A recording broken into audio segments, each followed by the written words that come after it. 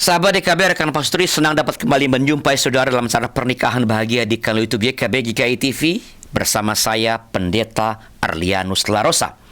Dalam episode kali ini kita melanjutkan pembahasan kita tentang Harmony Family Resilience atau daya tahan keluarga harmonis bersama dengan Dr. Erna Suryadi, MSI PBI, PhD, Director of Yayasan Gender Harmony.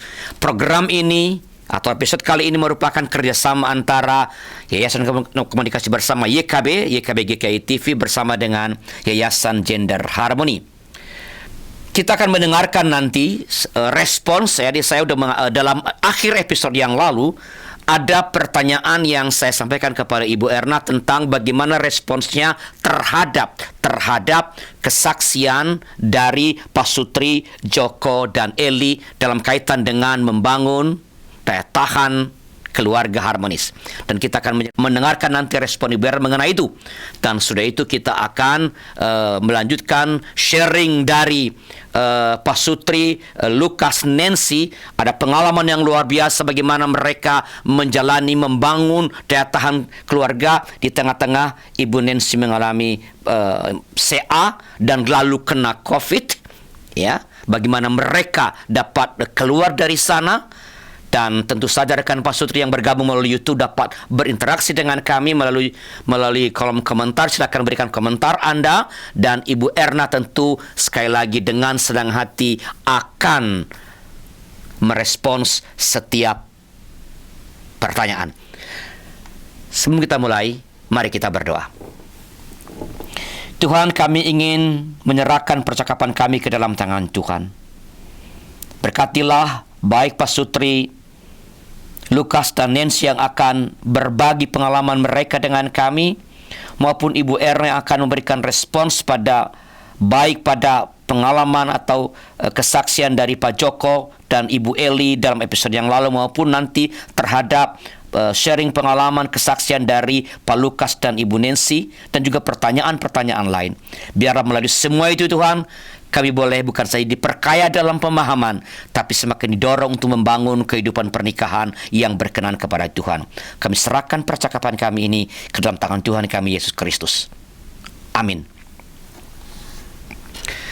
Oke, Bu Erna, saya sampaikan pada episode yang lalu bahwa tadi dalam episode yang lalu Pak Joko dan Ibu Eli itu menyatakan bahwa salah satu yang memperkuat, salah satu yang membuat mereka dapat membangun dengan baik, tentu ada kerikil-kerikil dalam perjalanan resiliensi atau daya tahan keluarga itu karena komitmen mereka selalu mengingat komitmen mereka di depan Tuhan, di depan pastor, di depan orang tua, dan memegang teguh janji pernikahan mereka. Ya. Nah, apakah dengan demikian sebenarnya mereka dari awal udah punya modal untuk membangun resiliensi, dan lalu dengan itu, dengan sendirinya daya tahan itu terus terpelihara dalam perjalanan pernikahan mereka? Bu Erna, bagaimana pandangan atau komentar Anda? Silakan Bu Erna. Jadi barangkali saya nggak tahu kenapa Pak Joko mendadak ada punya kecocokan dengan kasus ini, belum lagi dia punya institusi yang ternyata Resilience Center ya. Jadi kalau kita mau lihat, saya minta maaf Pak, saya saintis. Kita lihat gambar Pak Arlianus yang Gender Harmony Family Resilience. Ada bintang flash di sebelah kanan yang disebut ecosystem being fit and recognized. Nah, karena Pak Joko punya OB ya, outbound Indonesia, barangkali ngerti yang dimaksud ini. Nah, saya tunjukkan, saya lagi minta maaf Pak. Jadi kalau yang tadi Ibu Eli bilang sabar, dia percaya dan kemudian ditekankan kembali oleh Pak Arlianus, itu belum memenuhi ini Pak. Benar nggak? Belum memenuhi ini. Anda baru punya dayung, Anda baru punya perahu, Anda belum lagi melayari atau udah melayari, Anda kena angin, kena ombak, kena hujan, tapi Anda cuma pegang aja gitu ya. Padahal teori. Jadi kalau kita bicara saintis, gender harmony menjamin Anda bisa being fit and recognize. Artinya yang tadi Pak Arlianus katakan indikatornya, kalau Anda pasrah, Anda damai. Bukannya Anda merasa dongkol atau merasa tertekan gitu, lalu jadi stres ya. Jadi memang hubungan yang baik dengan Tuhan itu membawa damai, sejahtera, dan bahagia. Jadi orang-orang yang damai, orang-orang yang bahagia jarang yang bikin celaka orang lain gitu. Rata-rata karena dia dulunya susah, lalu dia mau bikin susah sama orang lain. Nah sekarang kita artikan diagram ini, being fit. Is that fit for Ibu Eli? No. She mentioned it. Dia tidak terima, tetapi dia tidak bisa speak out. I give you harmony cognitive action, you can solve it later ya. Jadi Dana Harmony kasih alatnya, ada lombanya, nanti kita dengar pengumumannya ya. And recognize by whom? Kira-kira oleh siapa Pak recognize-nya? The main leadership. And ternyata dari awal, saya maaf ya, saya hanya mengulang.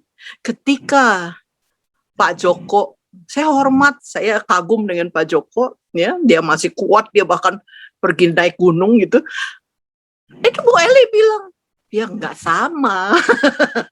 Itu suatu kejujuran, saya hargai itu, bahwa ternyata nggak dikenal. Pak Joko bilang oke, dia tidak tahu bahwa istrinya nggak oke. Nah di dalam family resilience, kalau kita bilang apakah sudah punya, I doubt it. And I don't know. You can measure yourself. So actually, kalau rumah dari luar kelihatan megah ya, apakah kita tahu ada yang dalamnya? Nggak ada yang tahu. Yang tahu adalah siapa? Diri sendiri. Sama seperti kita bilang, orang itu kelihatannya sangat religius, sangat spiritual. Hanya dia yang tahu hubungannya dengan Tuhan. Kita nggak bisa justify orang lain ya. Tuhan bisa, tapi kita nggak bisa.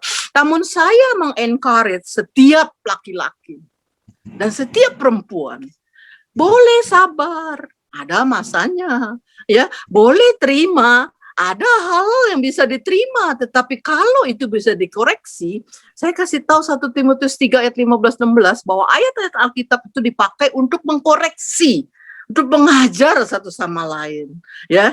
Termasuk kalau kita lihat Genesis 2 ayat 24 bahwa meninggalkannya ibu, ternyata di kasus yang lalu sang suami kembali bahkan meninggalkan istrinya ketika baru habis berbulan madu. Itu bukan maunya gitu loh. Lalu sang istri kemana? Apakah di dalam rumah itu lalu tidak ada kepalanya? Ya, apakah sebuah tubuh itu kepalanya diangkat dipindahin dulu dia jadi anak? Maaf ya, kalau saya berani bilang ya, laki-laki yang melakukan itu lebih baik jangan kawin deh. Kalau bikin celaka, bikin susah orang, sorry ya. Saya bilang anak saya dua-dua laki-laki. I agree. Kalau kamu mau menikah, kamu harus bertanggung jawab dan kamu harus sebagai kepala. Tapi bukan kepala yang dimiringkan dalam mitos ya. Jangan mau kalah sama istri. Istri mesti tunduk. Bukan kamu dikepit istri, tapi kamu yang ngepit istri. Jadi jangan dibalik-balik seperti ular dalam peristiwa Adam dan Hawa. Ecosystem being fit, that's the indicator. And what is the other indicator? Positive outcome.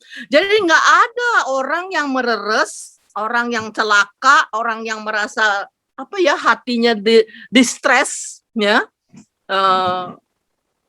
karena perbuatan orang lain tanpa bisa bersuara.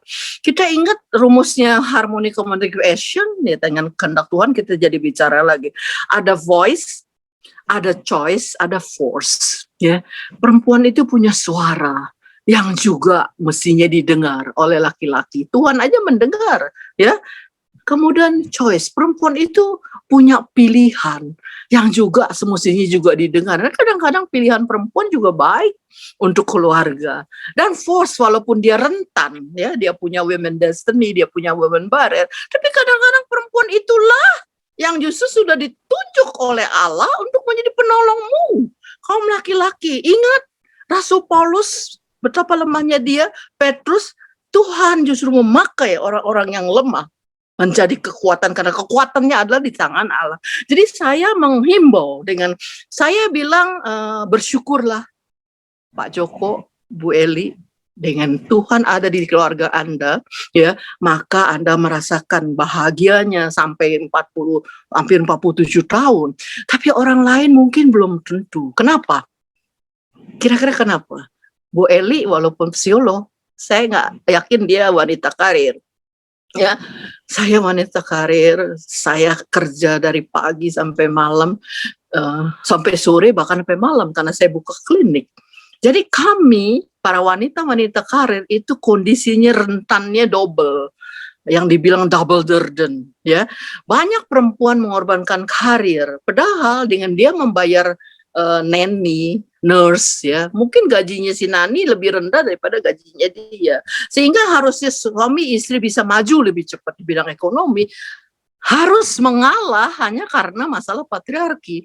Padahal sebagai contoh, saya boleh mengatakan puji syukur pada Tuhan kami bisa memecahkan, tentu dengan luka babak belur di sana sini, tetapi Tuhan telah menyembuhkan bilur-bilurnya. Jadi saya cuma bilang strength oriented approach, lalu saya kasih lagi kata-kata yang di sebelah kiri.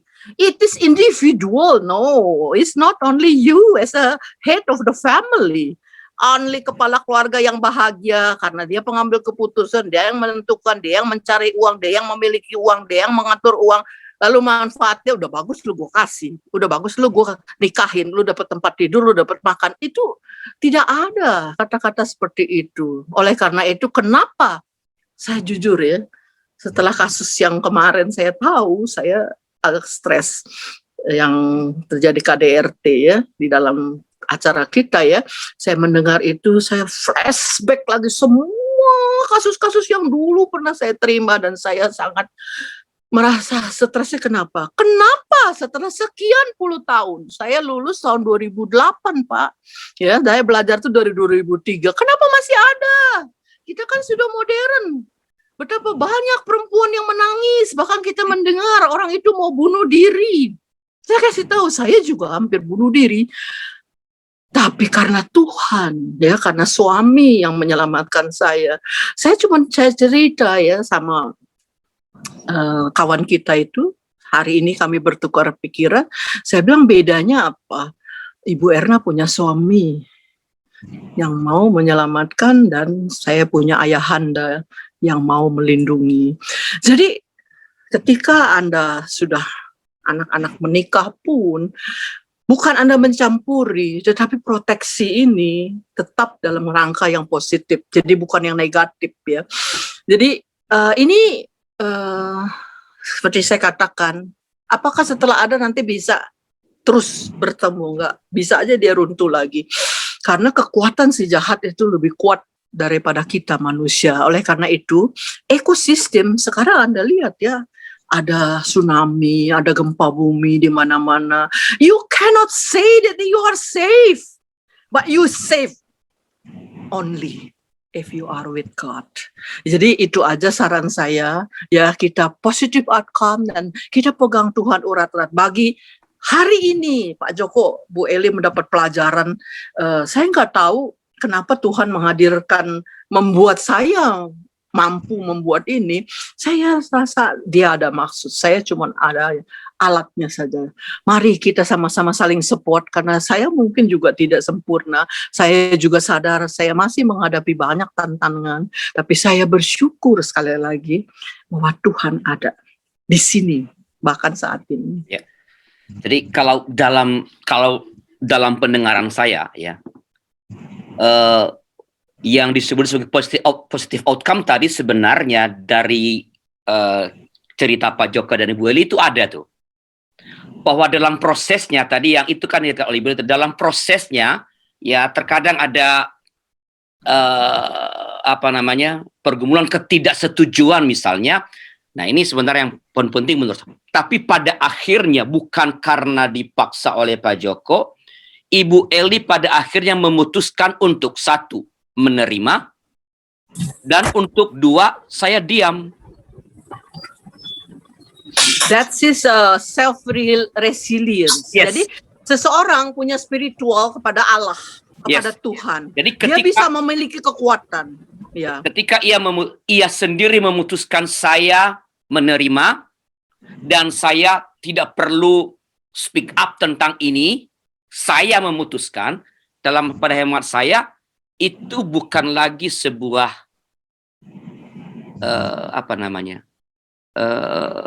negatif outcome itu adalah karena saya memutus, andaikan pihak kepala keluarga pokoknya, dan lalu saya menerima dengan terpaksa, ya udahlah apa boleh buat, memang nasibnya. Nah itu yang barangkali berpersoalan. Tapi ketika tadi Ibu Eli mengatakan memang ada di prosesnya, saya tidak setuju, tidak selalu setuju. Tapi Jadi Pak Aryanus, saya cuma mau putuskan. kasih tahu begini. Ya. Ada panas, ada dingin. Yep. Ada orang happy, ada orang sedih, ada yang di tengah-tengah, nggak happy, nggak sedih. Anda nggak bisa bilang itu positif kalau Anda tidak bisa mengukur. Ya, kita tidak bilang negatif karena orangnya memiliki kekuatan, dan saya yakin itu adalah kerja Tuhan. Roh Kudus yang menyelamatkan. Sama seperti saya bisa 45 tahun, saya gini-gini, beda 2 tahun dia sama Pak Joko ya, dan Bu Eli. Itu hanya karena Tuhan, bukan karena kami sendiri. Karena kami dua-dua adalah juga lentur, kita adalah rentan. Ya. Jadi positive outcome yang ada di sini, that is a real happiness. Ya, jadi saya cerita. Saya nggak tahu, adalah karena ini cocok waktunya ya. Saya cerita apa itu positive outcome ya. Kalau resilience itu benar-benar ada, kan Anda kepengen lihat kan seperti apa ya. Jadi satu saat anak saya yang besar sudah ke luar negeri dapat beasiswa. Anak saya yang kecil jadi sendirian kan. Bedanya cuma setahun, tapi kebetulan itu bertepatan saat itu ulang tahun perkawinan kami. Saya lupa ulang tahun yang keberapa ya, tapi yang jelas berarti sebelum dia berangkat antara 97 dan 98 ya. Kami dapat voucher, begitu besarnya karunia Tuhan, kami dapat voucher di salah satu hotel di Bandung. Lumayan besar, saya lupa namanya apa. Jadi hotel itu nggak mungkin dong saya tinggalin anak saya yang baru umur 14 tahun, walaupun dia laki-laki, gitu. Jadi kita ajaklah dia dalam rangka merayakan hari ulang tahun perkawinan ya. Ceritanya itu kamar junior seat. Itu juga pandangan saya, pasti nanti ada extra bed ya. Ternyata ada sofa yang besar sama seperti bed lah ya, seperti single bed ya. Nah, yang namanya kita HWA ya, dalam hendak kita sebagai pasangan ya, umur saat itu 90-an berarti 40-an hampir 50 ya. Masih sedang hot-hotnya ya. Kita lihat nih anak nggak mau tidur-tidur. Kita masuk ke kamar mandi, kamar mandinya gede, ya seperti kamar, tapi heran dulu waktu di Amerika kok kita bisa, karena kita ada 2 kamar, ada tamu, lalu ada anak, kalau kita kamar mandi, maaf ya saya cerita apa adanya, kita bisa kok ya, tapi kali ini kok nggak bisa, apa karena baknya lebih dalam, ya udah. Akhirnya pagi-pagi kita ngatur begini, nah, ini adalah resilience berdua, begini breakfast berdua, tapi bapaknya baru sebentar bilang, ngelihat mama ya, nanti papa balik lagi gitu. Jadi ceritanya dia balik lagi. Itu resilience apa trik, Bu? Tahu-tahu dengar ketok-ketok. Nah, lu dia udah balik. Untungnya kita udah selesai. Kenapa balik? Kata papa mau balik lagi. Kenapa nggak balik lagi? Enggak. Kita udah lama. Tahu nggak? Kisah ini saya kisahkan ketika kami sudah tua sekarang ini. Itu resilience yang tidak bisa hilang. Saudara ketawa. Saudara merasakan betapa hubungan intim suami istri itu adalah satu karunia Tuhan yang disebut cleaving. Jadi ketika cleaving itu ada, anak saya sekarang udah umurnya 38 ya, dia kalau denger ini dia ketawa kali, oh begitu ya saya diangkatin ya. Jadi, tapi that's it, bukannya berarti dosa ya, karena memang bapaknya mau balik lagi, tapi nggak terasa ternyata lama gitu loh. Itu kan bikin juga udah selesai. What is the positive outcome? Everybody happy. Anak itu bilang, oke, kalau gitu kita balik lagi katanya. Kita balik lagi bertiga. Ya nggak bisa, mana bisa balik lagi. Nggak apa-apa kan ada kafe. Ya kita bisa bayar, bukan masalah uang. Jadi what is actually the situation? Saya sekali lagi bilang, you have to talk up not about people, Jangan menunjuk orang per orang, mertua, orang tua, ipar atau siapa, suami atau istri. Tapi situasi yang membuat semua orang bahagia. Itulah positive outcome. Kenapa outcome? Bukan output. Karena outcome itu disuruh hadirin juga susah dilihat. Betul nggak Pak ya? Bedanya output sama outcome ya Pak Joko. Jadi output itu kelihatan berapa kertas, berapa rim, berapa kilo. Tetapi kebahagiaan, can you measure how much is the weight your happiness? No, you cannot.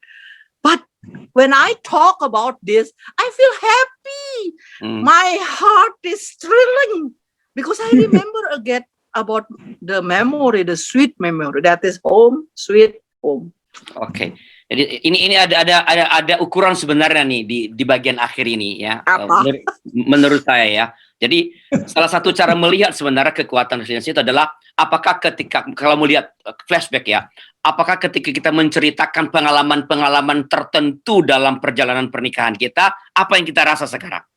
Jika itu masih mendatangkan, tadi Bu Era cerita itu sangat antusias Bu, jadi masih terlihat kegembiraannya pada waktu itu. Multi soalnya.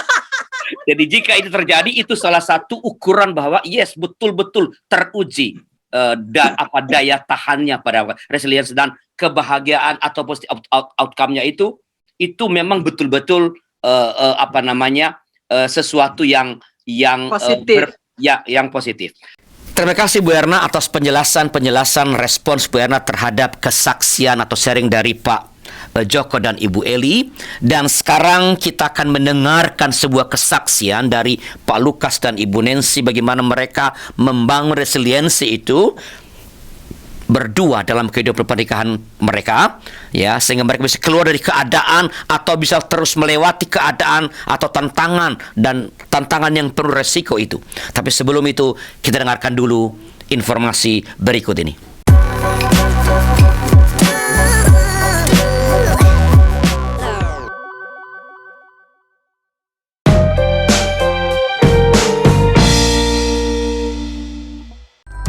Sahabat, mari dukung pelayanan dan pekabaran Injil melalui YKB dengan membagikan link acara ini kepada sebanyak mungkin orang. Dukungan juga dapat saudara lakukan dengan mentransfer dukungan finansial ke rekening BCA ke nomor 450 305 2990 450 305 2990 atas nama Yayasan Komunikasi Bersama.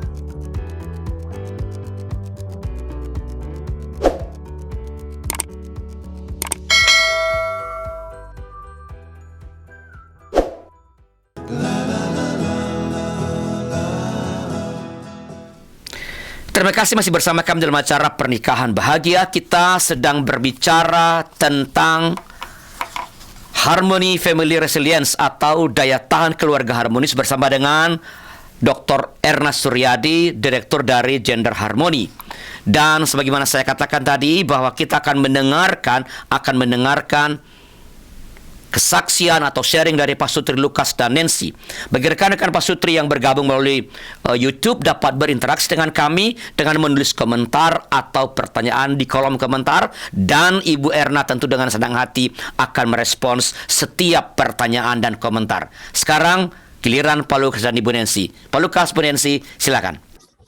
Ya, terima kasih Pak Arlianus dan juga terima kasih Bu Erna. Satu kesempatan yang indah. Oke, saya belum sepanjang itu usia pernikahan. Kami pacaran 8 tahun. Kami sama-sama aktif di GKI Nurdin. Jadi guru sekolah minggu, aktif di paduan suara, dan sebagainya. Kami menikah tahun 83, dan kami dikaruniai 2 anak laki-laki. Nancy bekerja, saya juga bekerja wira swasta. Nancy bekerja di satu perusahaan. Nah, masalah timbul pada tahun 2006.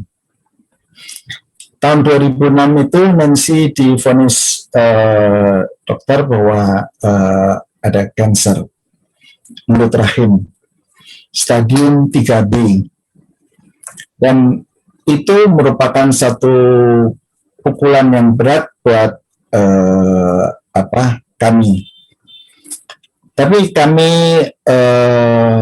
berdoa dan kami terus berusaha mendekatkan diri kepada Tuhan, dan kami tanya pada Tuhan, apa maksud Tuhan dengan kejadian ini, apa maksud Tuhan dengan peristiwa ini.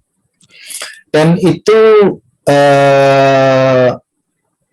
banyak sekali dukungan dari teman-teman, dari family-family, dari komunitas-komunitas, sehingga kami dikuatkan. Dan setelah 1 tahun pengobatan, radiasi, pengobatan kemo, itu Nancy dinyatakan sudah bebas dari kanker. Tetapi 13 tahun kemudian efek dari radiasi itu timbul, ya, dan itu cukup parah.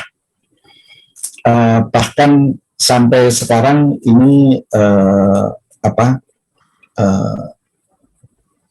efeknya itu Nancy harus cuci darah karena ginjalnya ada masalah.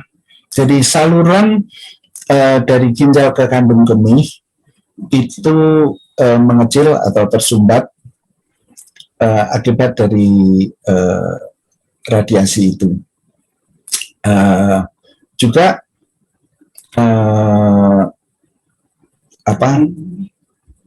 di kandung kemih itu juga ada perdarahan, ada jaringan-jaringan yang rusak, yang mengeras dan sebagainya. Nah, ini merupakan satu tantangan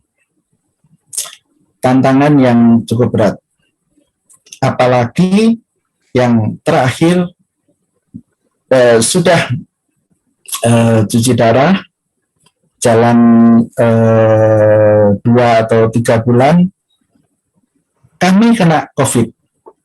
Mula-mula saya yang kena COVID, ya. Lalu setelah saya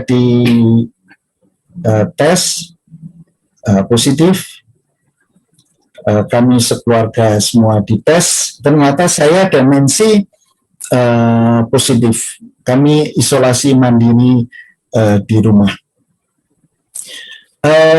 Ini berat dan sangat berat, ya, secara fisik, secara psikis, secara ekonomi, ini berat. Tapi kembali kami berserah pada Tuhan, dan kami berusaha mendekatkan diri kepada Tuhan. Apa maksud Tuhan? Apa rencana Tuhan? Kalau dulu Nancy bekerja, saya bekerja, tapi setelah Nancy kena kanker, Nancy tidak bekerja lagi. Tapi heran, Tuhan mencukupkan secara ekonomi. Ya, kami sukacita, bahkan bisa kita menyekolahkan anak di luar negeri, bisa kami sendiri juga bisa berdua jalan-jalan ke luar negeri. Itu buat kami satu mujizat. Kalau dibilang, oh ini pasangan yang harmonis atau ideal, enggak juga. 8 tahun kami pacaran, itu kalau ketemu mesti ada berantemnya. Pikirnya kalau sudah menikah, oh sudah enggak ada berantem. Ternyata setelah menikah ada aja terus yang membuat kami terus berantem. Tapi kita berusaha untuk masing-masing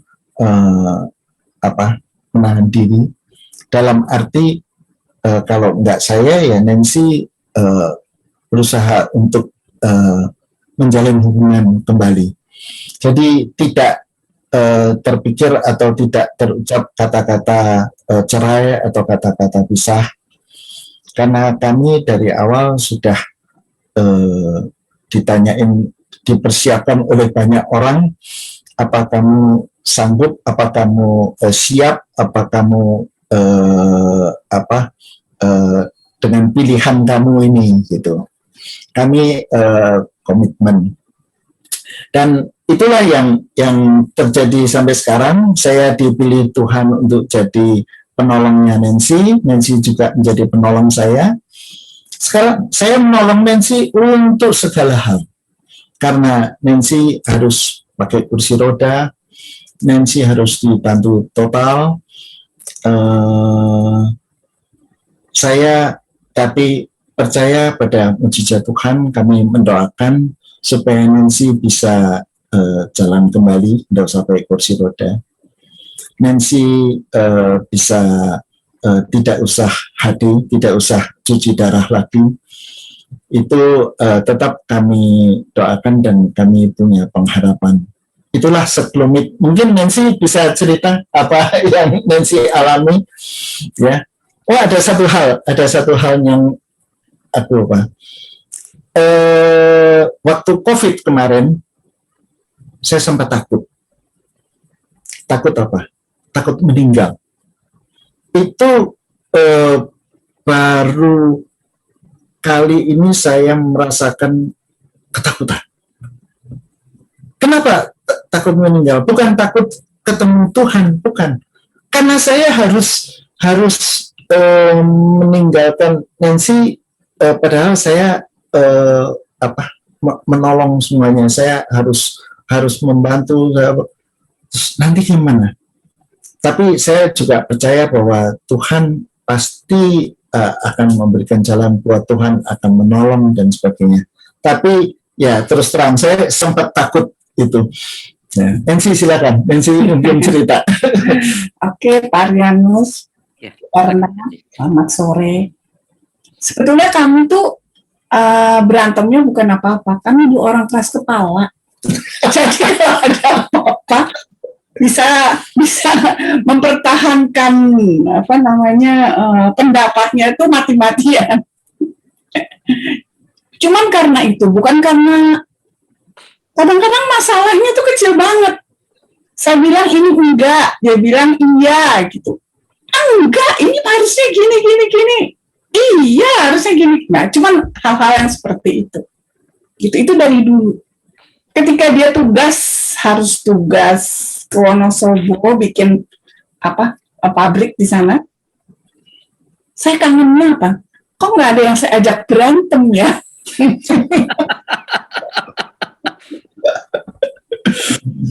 Iya, tapi kami memang sama-sama ngajar sekolah minggu, ngajar itu. Nah, waktu saya sakit yang terakhir ini, saya ingat, kalau saya ngajar sekolah minggu, saya bilang sama anak-anak jangan takut ya, ada Tuhan yang selalu menolong. Tapi ketika saya mengalami hal itu, sungguh, saya juga merasa takut. Gitu. Apalagi saya mesti cuci darah. Cuci darah itu Senin dan Kamis. Nah, setiap Senin dan Kamis, saya harus ditusuk. Dan pembuluh darah saya itu luar biasa tipis dan sulitnya. Gitu. Sakit banget. Untung suster-susternya baik dan pengertian gitu. Saya berharap pada Tuhan supaya saya bisa dipulihkan dan nggak usah cuci darah. Setiap hari Minggu datang saya udah deg-degan, Seninnya cuci darah. Nanti setiap hari Rabu saya juga deg-degan, aduh gimana ya nanti tusukannya. Padahal saya udah berdoa mati-matian, Tuhan, 1 kali tusukan ya Tuhan. Tapi kadang-kadang Tuhan mengabulkan dan kadang-kadang Tuhan tidak mengabulkan. Jadi ya apa kehendak Tuhan lah yang terjadi. Jadi kami belajar banyak. Apalagi saya yang sakit, yang rasanya tidak berdaya. Dulu saya lari-lari, saya bisa jalan kemana-mana sendiri, saya bisa pergi sendiri. Sekarang nggak bisa. Saya harus bergantung pada Lukas, gitu, pada suami saya. Jadi ya sudah, belajar mengerti keadaannya, belajar memahami apa yang Tuhan inginkan, walaupun berat, susah, dan kadang-kadang menakutkan. Dari saya itu saja. Oke, terima kasih Pak Lukas. Pendensi ini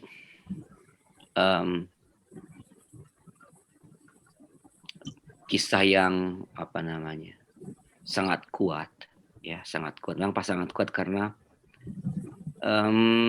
terutama yang terakhir tadi ini penting menurut saya, apa yang bukan penting yang dirasakan, tapi yang Pak Lukas katakan tadi ya, bahwa saya takut mati bukannya karena takut berjumpa dengan Tuhan, tapi saya takut bagaimana saya bahasakan ulang ya Pak ya. Bagaimana kalau saya harus meninggalkan Nancy ketika dia justru sedang memerlukan pertolongan saya. Dan Tuhan jawab ya. Tuhan jawab hari ini Pak Lukas Bu Nancy bisa sharing tentang ini. Sebelum saya minta Bu Era memberikan semacam pandangan terhadap ini, Pak Lukas bisa kalau bisa diceritakan bagaimana prosesnya pada akhirnya, tadi kan tetap mendekatkan diri pada Tuhan. Bagaimana prosesnya ketakutan itu tidak menguasai diri? Karena kalau COVID, ketakutan menguasai kan tambah drop gitu. Imunnya. Ya, kalau bisa sekarang recovery artinya tidak drop imunnya, berarti ada kekuatan. Bagaimana hal yang menakutkan itu berproses sehingga bisa berubah, dan ini membuat bisa sembuh dari COVID. Apa yang terjadi? Apa yang dilakukan? Ya, day by day sebelum selain prinsip bahwa berdoa kepada yes, tapi bagaimana day by day proses itu terjadi, apa yang dirasakan Pak Lukas? Bisa diceritakan Kak? Saya dan Nancy berusaha untuk memahami bersama bahwa kita kena COVID dan kita tidak tahu apakah ini akhir hidup kita atau masih berlanjut. Tapi suara-suara dari luar dan maksudnya baik teman-teman, family atau komunitas itu banyak sekali pendapat-pendapat sampai akhirnya kita matikan WhatsApp. Kita nggak mau dengerin teman-teman atau family atau kita matikan. Kita berusaha apa sih rencana Tuhan, apa kehendak Tuhan, sambil kita mengisolasi diri. Juga nggak panik, akhirnya cari rumah sakit lagi atau cari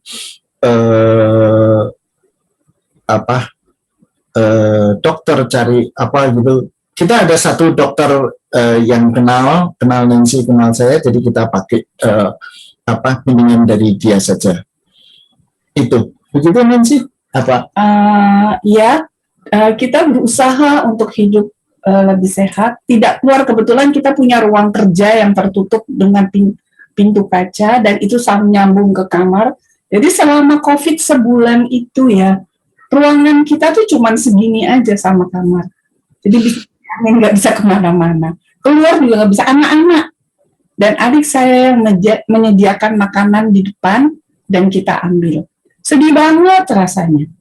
Tapi ada hal yang membuat saya kuat. Doa dari teman-teman dan harapan itu seperti seolah-olah Tuhan mengirimkan orang kepada kita untuk menemani kita. Jadi itu yang kami lakukan. Kami makan yang sehat, minum vitamin, gitu. Tapi enggak vitamin gila-gilaan yang orang bilang terus minum, tuh enggak. Kami minum vitamin yang dokter kasih. Enggak bisa jemur ke depan karena takut. Jadi ya udah, kita menghindari orang-orang. Dan satu lagi yang saya ingat, Saya punya WA group dulu, namanya ABA, Ayo Baca Alkitab, itu sempalaan dari SMA K1 Ketupat, lulusan tahun 74, itu kita baca Alkitab sampai habis. Dan yang paling seru adalah Wahyu. Nah, waktu COVID mulai itu Wahyu depan yang ada kuda putih, kuda merah, dan kebetulan di grup kita ada pendetanya. Kita tanya, loh kalau COVID ini kuda yang mana ya? Ya sudah, cuman itu aja, cuman intermezzo itu saja. Oke. Oke. Betul-betul malah berdua ya, menutup diri pada, membatasi komunikasi dengan luar dan berdua bersama-sama dengan Tuhan berusaha membangun relasi. Bu Erna, bisakah menolong kita melihat bagaimana proses membangun tumbuhnya resiliensi di dalam kisah Pak Lukas dan Bu Nancy tadi, Bu Erna? Silakan, Bu. Coba diulangi dalam kitab. Bagaimana analisis Bu Erna dari situ supaya kita semakin paham nih prosesnya, bagaimana mereka membangun atau bagaimana resiliensi daya tahan itu terbangun atau paling tidak terawat di dalam diri Pak Lukas dan Ibu Nancy melalui kisah mereka tadi, Bu. Jadi kalau kita lihat apa yang dialami oleh Lukas dan Nancy itu berbeda dengan Pak Joko dengan Bu Eli. Nah, ini membuktikan teori ini benar. Kalau sempat tolong ditayangkan resilience theory. Kita baca yuk sama-sama. Saudara kagum bagaimana orang yang menemukan teori ini bisa menerapkan di dalam kasus Pak Lukas. Di situ dikatakan resilience itu adalah how people affected by and adapt to things like adversity, kesulitan, change, perubahan dalam diri termasuk kena penyakit ya, loss, kehilangan, kedukaan, dan resiko. Yang dikatakan oleh Lukas itu semua ada resikonya, ya, dia sampai takut mati. Kalau dia mati berarti si Nancy nggak ada yang tolongin, ya kan? Bagaimana perubahan, bagaimana kesulitan-kesulitan yang harus dia alami. Tetapi mereka bisa, kenapa? Coba kita lihat kata-katanya. They are being affected and adopt. Kata-kata adaptasi ini mereka miliki. Jadi beda ya dengan menerima tanpa berbuat apa-apa, tapi mereka adaptasi dengan melakukan sesuatu. Entah itu melalui doa, entah itu melalui katakanlah tetap makan vitamin ya. Saya yakin saya pernah ngirim lalu Lukas bilang terima kasih ini menguatkan. Jadi ada beberapa hal yang walaupun saya nggak tahu kapan dimatiin ya, untung aja saya punya diterima terus ya. Jadi waktu dia terima itu saya juga ikut mengucap syukur karena sebagai orang Kristen, sebagai orang yang beriman, kita ini hanya alat. Dan saya yakin cinta Tuhan kepada Lukas dan Nancy itu luar biasa. Sama seperti dia juga mencintai saya dan kita adalah dikaruniakan untuk saling menolong. Jadi waktu dia bilang terima kasih ini menguatkan. Jadi saya lupa itu kasus yang mana saya lupa. Jadi saya cerita itu dan menguatkan. Jadi ada adaptasi. Beda. Tadi saya di awal saya cerita tentang orang yang tidak mau menerima ya kehilangan seorang yang dikasihi, yang sudah meninggal. Berarti dia nggak ada adaptasi. Nah, kalau kita bisa cerita ya, kalau kita bisa balik ya, di situ di bawahnya terus mental toughness including working. Jadi berarti suatu ketahanan mental termasuk bekerja. Jadi bukan nggak apa-apa, nggak ngapa-ngapain gitu. Ya, oleh karena itu di dalam gender based violence, cara menghadapi KDRT bukan menerima, tetapi justru saat ini saya rasa Tuhan sangat mencintai Anda. Jadi kalau tadi dibilang selalu berantem, Anda belajar harmoni communicative action buat Anda terhadiah hadiahnya nanti ya. Jadi yang bisa menjawab masalah Anda itu adalah harmoni communication. Saya singkat saja. Kita bicara, tadi saya sudah katakan, adalah situasi. Kalau Anda ribut, pasti ya karena orang. Karena dia keras kepala kan, iya katanya Nancy gitu. Ya, masing-masing keras jadi sering senang diaduin karena bakal pecah ya. Karena sering sama-sama tahu percaya keras. Tapi bukan itu kan yang kita inginkan. Yang kita inginlah rasa damai di hati. Karena itu bicarakanlah dengan situasi. Jadi di dalam komunikasi kita tidak bicara kamu bagaimana, kamu salah atau saya benar atau saya salah kamu benar. Tetapi apa situasi yang Anda harus solve. Termasuk masalah COVID. Saya yakin walaupun tidak terucap, Lukas dan Nancy berserah, pasrah kata istilahnya Pak Arlianus, bahwa Tuhan mau kasih COVID pada Anda dan Anda bisa menerima situasi ini, termasuk usulan-usulan kami mengusulkan tolong diserahkan kepada anak muda untuk mengantar Nancy pergi ke rumah sakit. Masih cuci darah. Oh iya, congratulations, you have been free. Ya, Tuhan kasih freedom sekarang udah sembuh, nggak usah cuci darah. Tetapi situasi itu di-solve. Itu yang sebenarnya membangun suatu adaptasi. Pertanyaannya, tadi ditanya sama Pak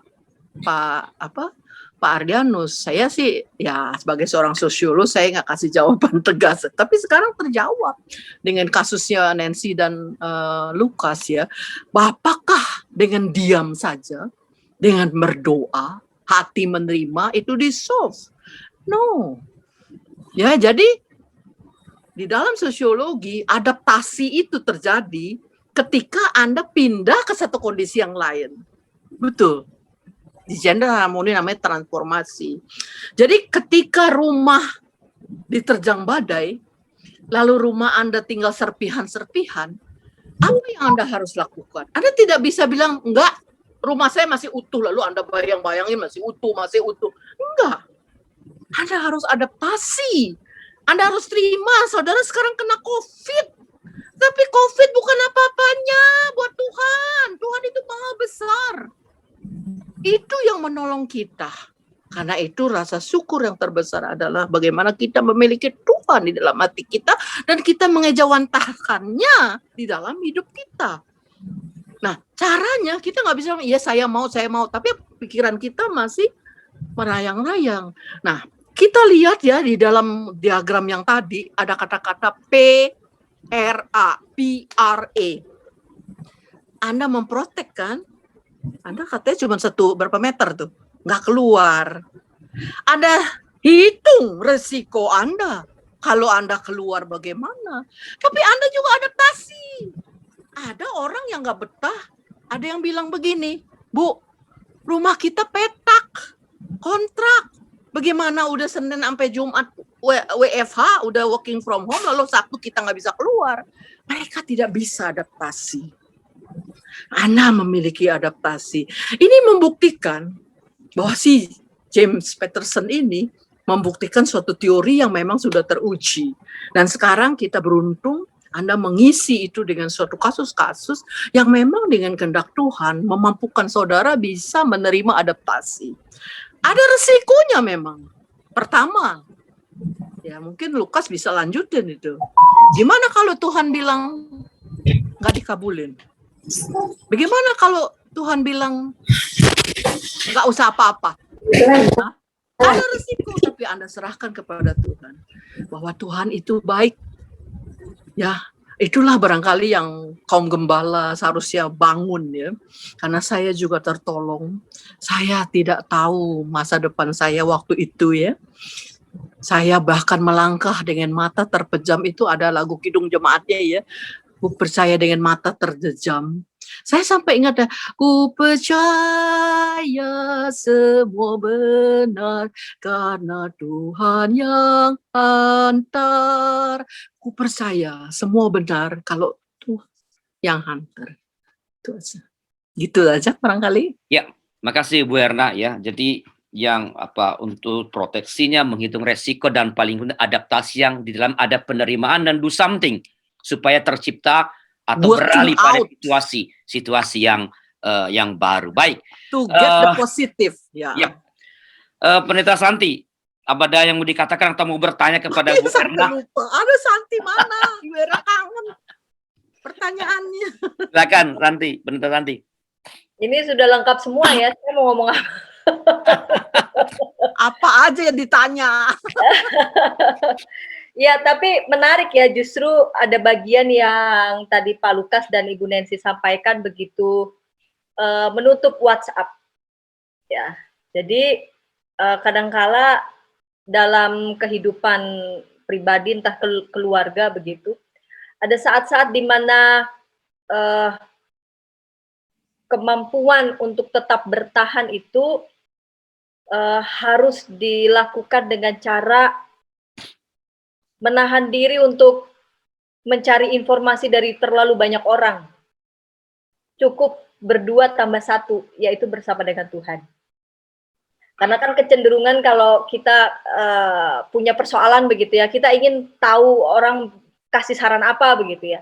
Nah kadangkala saran yang banyak itu yang berkelindan atau bertaburan gitu di mana-mana tuh bisa membuat pikiran kita ataupun fokus kita tuh terpecah-pecah. Tapi justru Pak Lukas dan Ibu Nancy justru melakukan actionnya adalah tutup semua WhatsApp. Iya kan, itu kan juga sebuah ya betul, dia fokus sama Tuhan sebuah aja. kepasrahan itu ya. Itu tindakan bahwa kami perlu hanya berdua begitu ya, bersama dengan Tuhan, dan kami hadapi bersama-sama. Dan ternyata betul ya, jadi tidak terlalu dia minum vitamin tapi nggak ditakut-takuti dengan harus minum ini kan. Biasanya kalau kita tahu yang sakit gitu ya, sarannya banyak gitu. Saking terlalu banyak saran satu dengan saran yang lain tuh kadang-kadang tidak pas ya. Ada yang kontra begitu, seolah-olah semuanya berperan menjadi dokter, seolah-olah semua berperan menjadi konselor, berperan menjadi penyelamat begitu. Tetapi Pak Lukas dan Bu Nancy melakukan tindakan tutup WhatsApp, kami berdua saja begitu bersama dengan Tuhan. Itu satu. Kedua, ya kalau perdebatan menurut saya itu perlu begitu ya, bukan dalam rangka tidak bisa memanage komunikasi, justru di situ menariknya begitu. Sejauh memang perdebatan itu dilakukan bersama dengan partner yang sama-sama setara. Jadi tidak ada yang satu merasa kok saya rasanya ditindas begitu, tetapi perdebatan itu ya sama-sama begitu ya, sama-sama dilakukan oleh partner yang memang setara dan saling menghargai. Itu saja. Oke. Sebelum kita mengakhiri percakapan kita ini, mungkin masih ada satu atau dua pertanyaan yang mau saya sampaikan ke Bu Erna untuk mempertegas ya.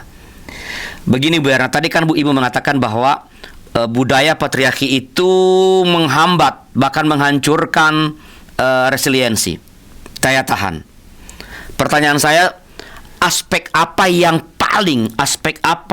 paling menghambat bahkan menghancurkan Bu upaya membangun merawat resiliensi Bu dalam budaya patriarki? Yang paling menghambat ya kalau Tuhan bermaksud cleaving, dia melakukan decleaving. Artinya memisahkan suami dengan istri. Jadi caranya bisa macam-macam, bahwa kamu anak kami, nggak ada macan makan anak, ya. Tapi kemarin kucing makan anaknya, suami saya bilang dia turunan macan. Jadi macan makan anak juga. Jadi lagu-lagu Nina Bobo bahwa kamu darahnya sama gitu ya. Istri, saya tadi sebut ya bahwa ada yang bilang, jadi ini semua udah dikumpulkan berdasarkan riset, istri itu darahnya lain, bukan keluarga kita, tapi anak masuk katanya. Nah, lu gimana? Wong itu darahnya si istri. Jadi ada beberapa hal yang menyebabkan mereka menyelip. Ada satu kisah di mana sang istri ulang tahun, ya. Tapi ya karena suami istri, keluarganya, tapi yang dikasih hadiah bukan istrinya tapi suaminya gitu loh. Jadi ada beberapa hal yang tanpa sadar secara psikologis itu ada ingin menyelip, kalau secara psikologis ya menyelip, bahwa walaupun istrimu lagi jadi bintang ya karena ulang tahun, walaupun dalam situasi pandemi mungkin sekarang ini nggak akan begitu terjadi ya, ini aku tetap sayang kamu gitu. Jadi seolah-olah seperti itu gitu. Jadi ada hal-hal yang secara ya maaf aja saya juga ngalamin ya. Jadi ada nama suami, ada nama pembantu, nama kita nggak ada. Jadi bagaimana kita tahu bahwa terjadi intruder? Satu saat seorang istri pergi, ini kasus ya, seorang pergi berapa lama karena tugas ya. Tahu-tahu ketika dia pulang, suaminya bilang, kamu jangan campur, bukan nggak ngurusin rumah tangga. Kaget. Sang istri bertanya kepada pembantu, supir yang ada, ternyata setiap hari itu yang namanya keluarga asal, mertua, ipar-ipar semua bertandang situ. Sehingga dikasih makan, dikasih apa. Ini keluarga yang berhasil ya menghadapi membangun resilience. Ketika istri mengetahui itu, ini kisahnya saudara bisa baca di buku ini ya, di sini ada ya. Semua secara singkatnya saya katakan, istri tadi sekalian menanggapi Santi ya, bukannya nggak boleh bertengkar berpendapat, nggak boleh menghadapi orang. Saya katakan, secara sosiolog sebagai konselor bertahun-tahun ya, itulah yang membahayakan, yang menghancurkan hubungan relasi. Jadi yang kita bicarakan adalah situasi. Jadi istri ini mengatakan kepada suaminya, kamu adalah suamiku. Kalau aku nggak ada, saya tidak ingin ada perempuan lain termasuk ibumu atau kakakmu atau siapa di samping kamu. Ya, kamu bukan orang miskin, kamu bisa delivery. Sebab ketika mindset dalam situasi merasa diabaikan oleh seorang istri, maka itu bahaya, betul nggak? Itu sangat berbahaya, yang merupakan seperti ular merasuki benaknya Hawa, ya, diputar balik. Dia merasa dia tidak diurus oleh istri, padahal bukan karena itu kan. Jadi saya bilang jangan biarkan orang lain, ya, selalu mengatakan orang per orang, jangan. Tetapi solve situasinya. Ini adalah nasihat saya sebagai konselor. Jangan bilang saya berantem sama kamu karena perlu pula olahraga, atau saya menghadapi orang tua kamu karena saya nggak suka. Jangan. Tapi katakanlah situasinya. Dalam satu situasi di mana kita adalah bersatu, jangan ada pihak lain ada di tengah-tengah. Maka ditolaklah situasi uluran tangan baik pengantar makanan tiap hari. Ya, lama-lama mereka terlindung. Itu artinya maka suami masuk lagi ke dalam rumah bersama-sama dengan istrinya. Ya, kita bisa long distance relationship di mana ada di mana-mana, tapi kalau hatinya masih ada dalam satu rumah, tidak ada terbelah-belah ya dengan patriarki tadi, maka kita aman. Keamanan, cleaving daripada suami istri. Apakah karena tadi saya cerita tentang intercourse? Bukan. Makin tua kita makin rendah kemampuan kita untuk itu. Tetapi hati kita yang bersatu, ya, karena dipersatukan Tuhan, di mana Tuhan ada bersama-sama sebagai covenant, itulah yang menguatkan resilience kita. Saya yakin sepertinya resilience ini kalau dijaga baik-baik tidak akan lenyap.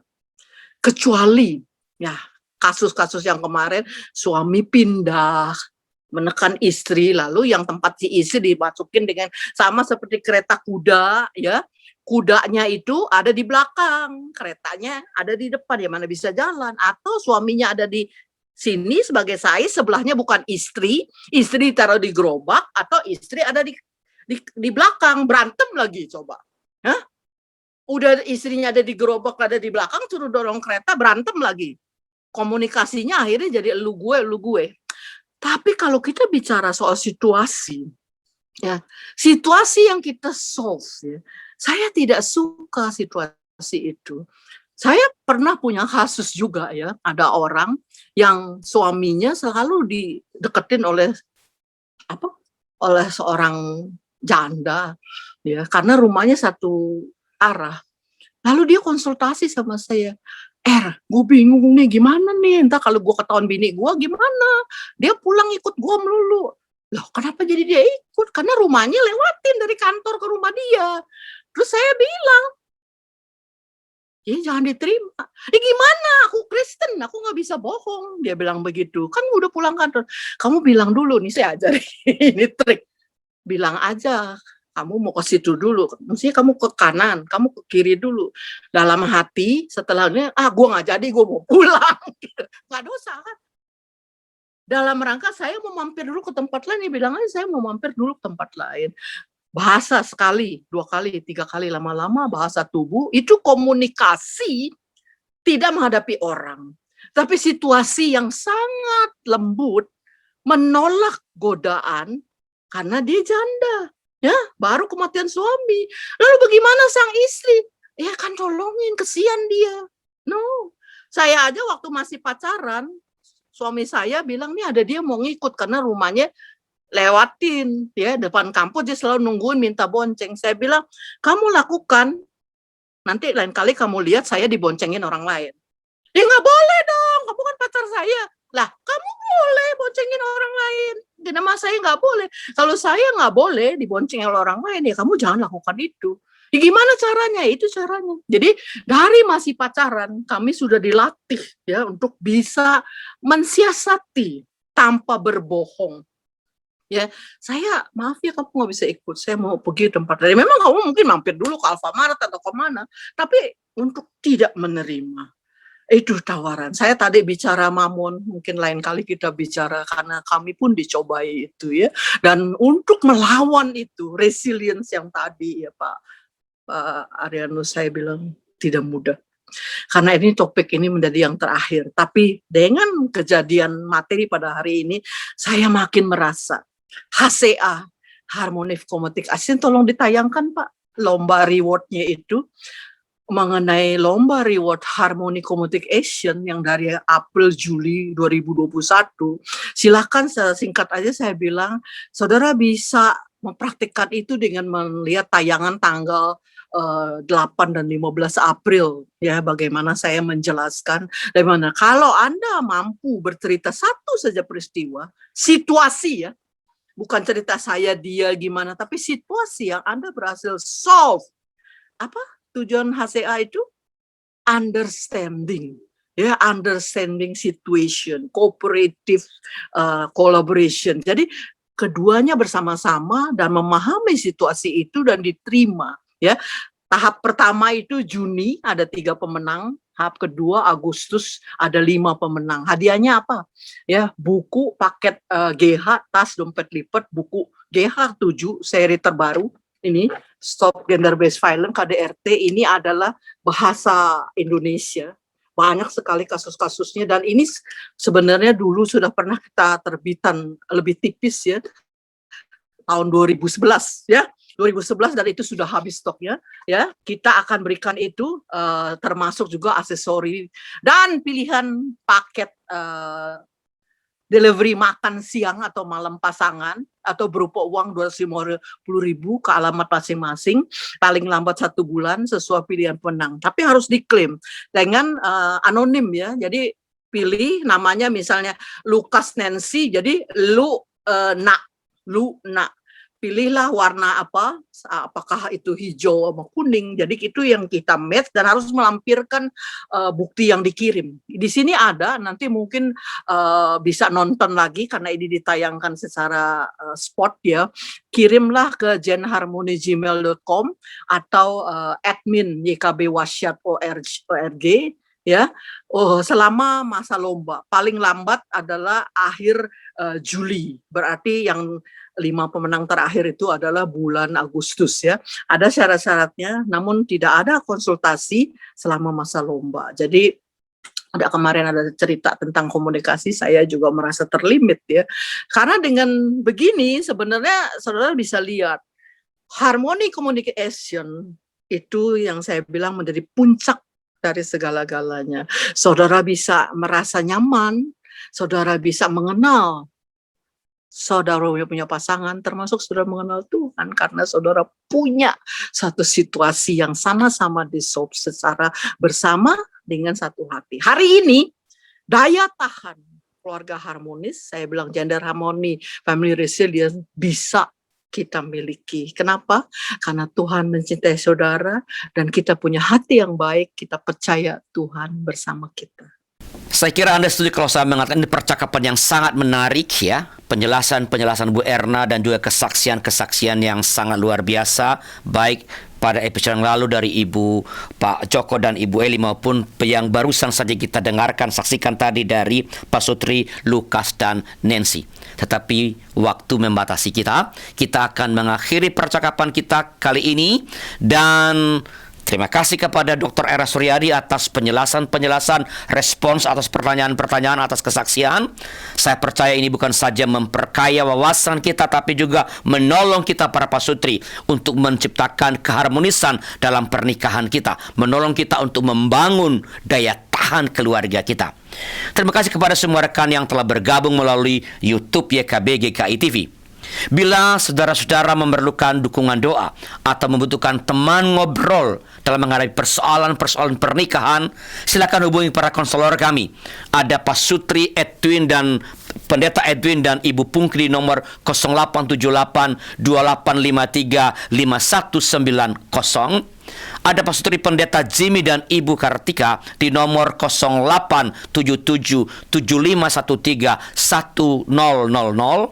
Ada Pak Sutri Pendeta Hendra dan Ibu Vika di nomor 0812 3960 1234. Dan ada Pak Sutri Pendeta Daud dan Ibu Christine di nomor 0813 8073 5250. Mari terus membangun dan meningkatkan daya tahan keluarga kita, sehingga pernikahan bahagia yang telah Tuhan sediakan dapat terus kita alami. Sebelum berpisah, kita akan berdoa. Saya mohon kesediaan Bu Erna untuk memimpin dalam doa. Bu Erna, silakan. Oke, saudara-saudara, mari kita menundukkan kepala, kita arahkan hati kita kepada Tuhan. Ya Tuhan, Allah, Bapa kami yang bertahta di kerajaan surga, kami percaya Engkau berada di sini dari awal sampai akhir.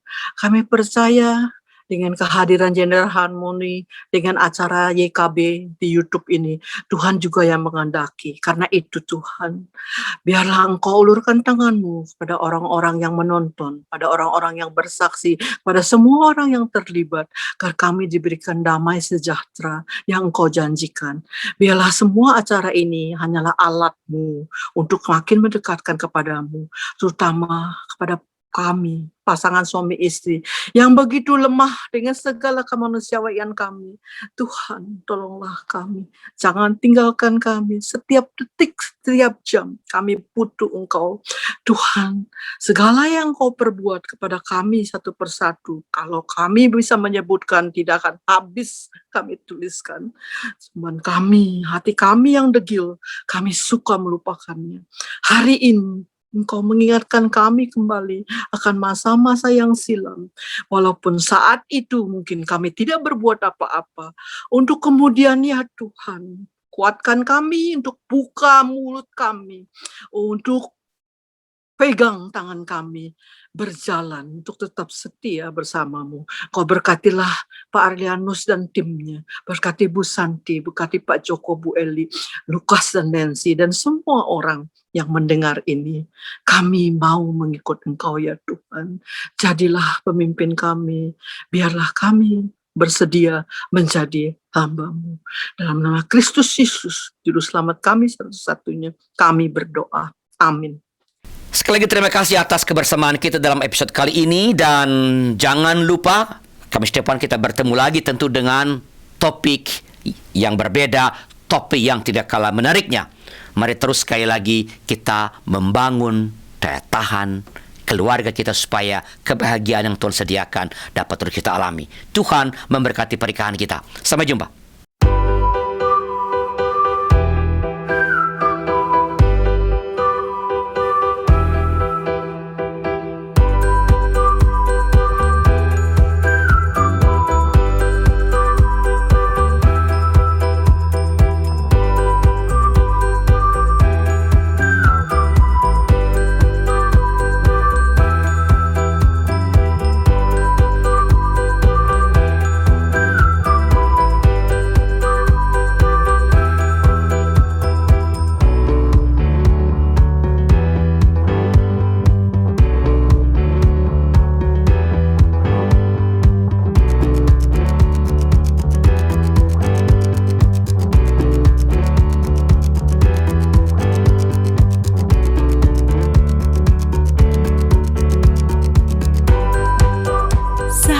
Mari dukung pelayanan dan pekabaran Injil melalui YKB dengan membagikan link acara ini kepada sebanyak mungkin orang.